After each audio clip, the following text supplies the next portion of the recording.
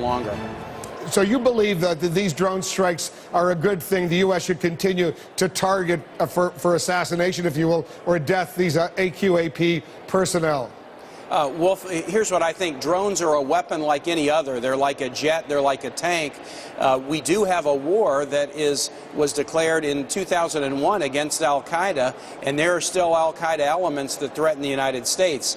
And so while I have grave concern about the war against ISIL not having been authorized by Congress, today is the end of the 9th month of an undeclared, unauthorized war, and I think Congress needs to take that up. The use of a military asset, whether it's a drone or other military asset, against al-Qaeda members is something that I continue to support. You see any hope that there's going to be this authorization for this war against ISIS in Iraq and Syria coming forward from Congress anytime soon? Wolf, I do.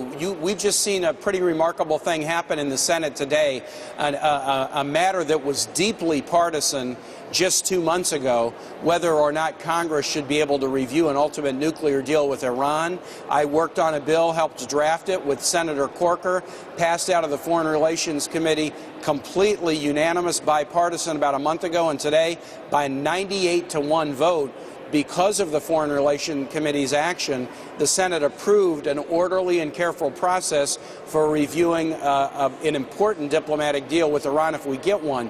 We are now going to turn our attention to the authorization for this 9-month war against ISIL. And if we can act in the Foreign Relations Committee in a bipartisan way on the Iranian nuclear negotiation, we can do it on this, and our troops deserve it. They've been fighting without any indication that Congress even cares about the war. We need to dig into this authorization. It's very complicated, but we can resolve differences and put our bipartisan support behind a mission that I think Americans see. ISIL is not shrinking. They're not going away. They're metastasizing and growing. The United States needs to take action, but Congress has to support it. Well, when's that gonna